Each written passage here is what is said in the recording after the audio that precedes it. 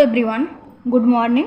आज बताएंगे सुमित्रा नंदन पंत जी का जीवन परिचय, जो हमारे कक्षा 10th 12 के बच्चों में आता है एग्ज़ाम में, बोर्ड एग्ज़ाम में। सुमित्रा नंदन पंत का रिकॉर्ड है कि आना ही आना है। तो इनका जन्म परिचय इस तरह से बिल्कुल सिंपल भाषा में बताएंगे, एकदम सरल भाषा में। चलो देखते हैं बच्चों। सुमित्रा नंदन पंत जी का जन्म सन 1900 ईस्वी में हुआ था। कितने ईस्वी में? 1900 ईस्वी में अल्मोड़ा के कौसानी नामक गांव में हुआ था। अल्मोड़ा इनके ज़िला का नाम है, कौसानी इनके गांव का नाम है। सन 1900 ईस्वी में अल्मोड़ा के कौसानी नामक गांव में हुआ था। इनके पिता का नाम क्या है? पिता का नाम पंडित गंगादत्त पंत था तथा इनकी माता का परिचय इस तरह है कि इनके जन्म के 6 घंटे बाद ही इनकी माता का देहांत हो गया था। किसके माता का? पंत जी की माता का। जन्म के 6 घंटे बाद ही माता जी का देहांत हो गया था। अतः इनका पालन पोषण पिता और इनके दादी के गोद में हुआ। जब इनकी माता जी मर गई तो इनकी पालन पोषण इनके दादी और पिता के गोद में हुआ। सिंपल सी बात है। इनके बचपन का नाम गुसाई दत्त था। किसके बचपन का नाम? पंत जी के बचपन का नाम गुसाई दत्त था। इनकी प्रारंभिक शिक्षा अल्मोड़ा के में ही हुआ था, मतलब इनके निकट ही इनके ज़िला में हुआ था।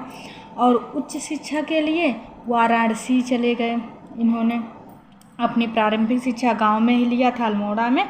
और उच्च शिक्षा लेने के लिए, मतलब 10-12 की शिक्षा लेने के लिए इन्होंने कहाँ गए? वाराणसी में गए। यहाँ पर इन्होंने 10वीं, बोला ना 10-12 की शिक्षा लेने के लिए, तो 10वीं की परीक्षा पास की।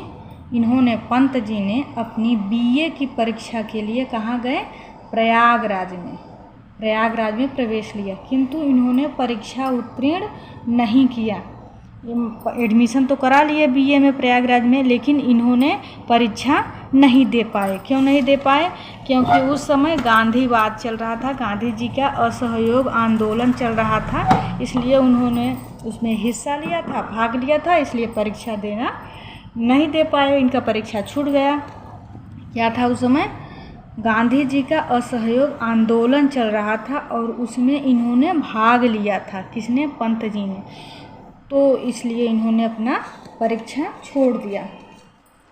बचपन से ही प्रकृति के अधिक प्रेमी से, जन्म से ही, बचपन से ही इनका पालन पोषण प्रकृति के गोद में हुआ था, दादी के और पापा के गोद में हुआ था। तो इन्होंने प्रकृति से बहुत अधिक इनका प्रेम था, प्रकृति के प्रति अटूट आकर्षण था।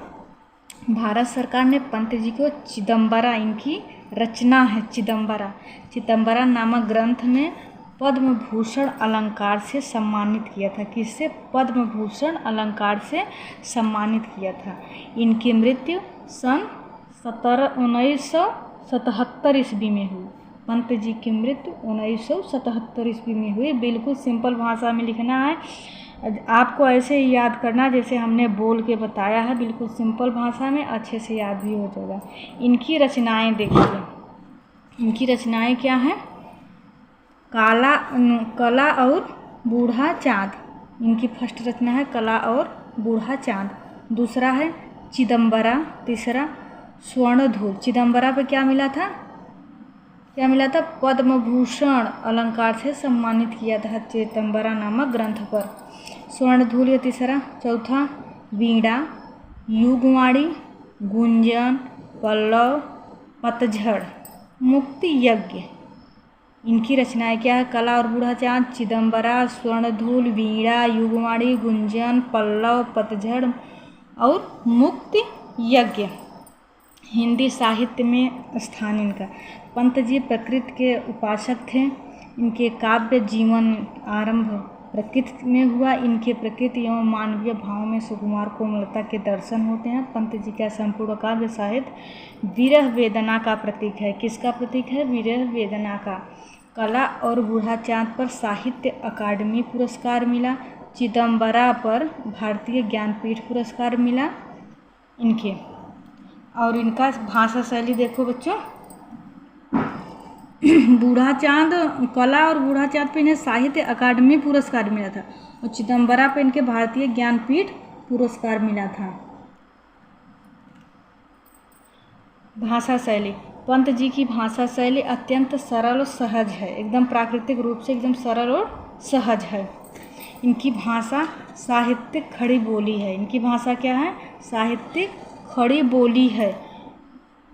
हिंदी, संस्कृत, बांग्ला और अंग्रेजी भाषा से प्रभावित होने के कारण इन्होंने गीतात्मक शैली अपनाई। कौन सी शैली अपनाई बच्चों? गीतात्मक शैली अपनाई इन्होंने। सरलता, मधुरता, चित्रात्मक, संगीतात्मक इनकी प्रमुख शैली है। क्या क्या है?